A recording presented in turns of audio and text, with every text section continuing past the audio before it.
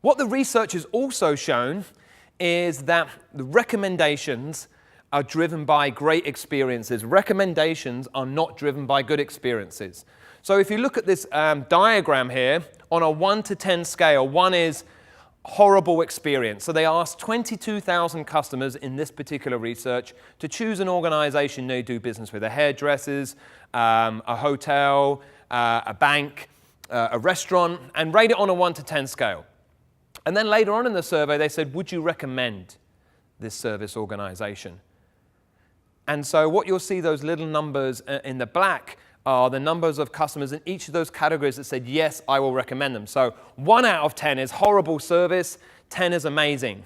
It's so good, I would like to have children with employees from that organization.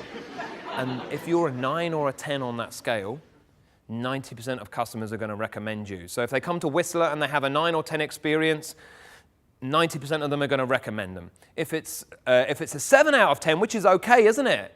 Only 1 in 5 of customers. Look at the jump from a 7 to a 9. It's quite phenomenal, isn't it?